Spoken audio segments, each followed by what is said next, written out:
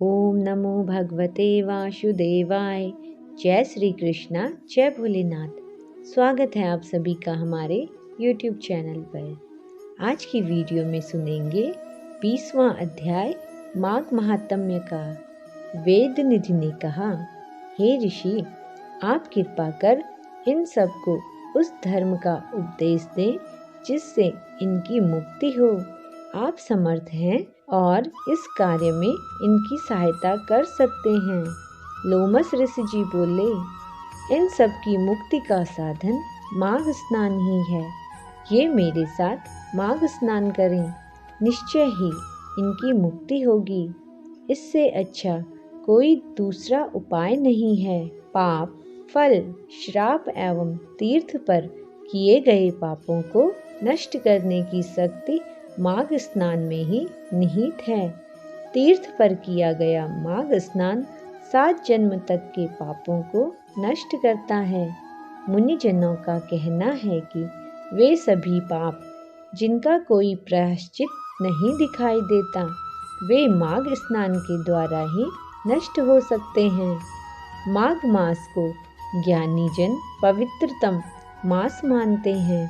इस मास में स्नान करने से निश्चय ही मोक्ष प्राप्त होता है। हिमालय के पर्वत शिखर वाले तीर्थ स्थलों पर माघ स्नान का फल अद्वितीय है। अच्छेद में माघ स्नान स्वर्ग दिलाता है। बद्री वन में स्नान से मोक्ष होता है। नर्मदा के जल में माघ स्नान करने से पाप एवं दुखों का नाश होता है और शिवलोक प्राप्त होता है। यमुना में किया गया माघ स्नान पाप मुक्त करके सूर्य लोक में पहुंचाने वाला है। सरस्वती में स्नान करने से अधनाश होता है और ब्रह्मलोक की प्राप्ति होती है। विशाखा का माघ स्नान आवागमन से मुक्त करने वाला है। श्री गंगा जी का माघ स्नान विष्णु लोक प्राप्ति का श्रेष्ठ साधन है। सरयू, सिंधु, चंद्रभागा, कौशिकी, गोदावरी, भीमा, कृष्णा, वाणिका, कावेरी, तुंगभद्रा आदि समुद्र में जाने वाली नदियों में माघ स्नान करने वाले पाप रहित होकर स्वर्ग को पाता है। नैमिष में स्नान से विष्णुलोक, पुष्कर में स्नान करने से ब्रह्मलोक प्राप्त होता है। कुरुक्षेत्र में स्नान करने से इंद्रलोक और देव सरोवर स्नान के द्वारा उत्तम फल प्राप्त होता है। हे विप्र, माघ नदियों के संगम पर स्नान करने से जो पुण्य में लाभ होता है वह सबसे श्रेष्ठ है। प्राणियों की सभी कामनाएं पूर्ण होती हैं। प्रयागराज का माघ स्नान तो बड़े भाग्य से प्राप्त होता है। इसके प्रभाव से प्राणी आवागमन के बंधन से मुक्त हो जाता है। जो 3 दिन भी माघ स्नान कर लेते हैं वे महापातकी होने पर भी नरक में नहीं जाते हैं।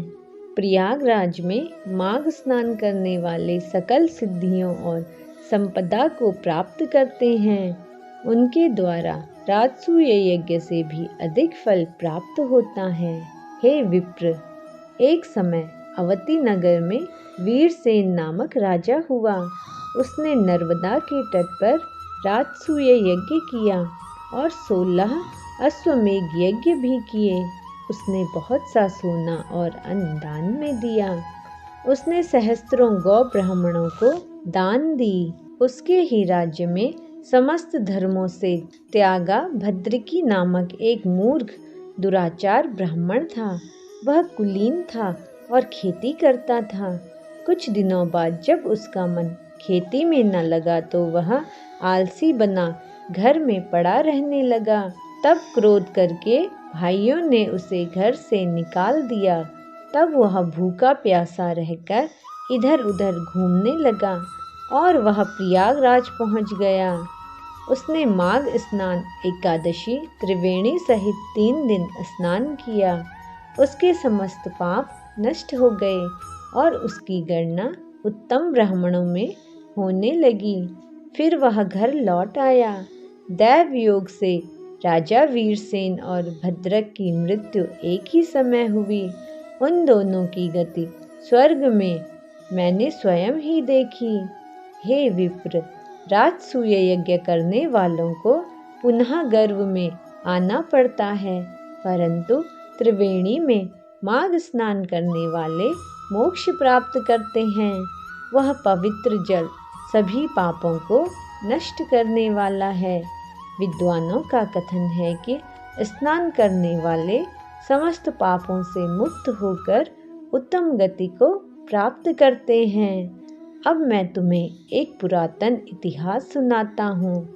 इसके सुनने से 50 योनि में गंधर्व कन्याओं और तुम्हारे पुत्र को सुनने पर महान लाभ होगा। तो इसी के साथ 20वें अध्याय का समापन हुआ। आगे का महात्म्य हम आपको अपनी अगली वीडियो में सुनाएंगे।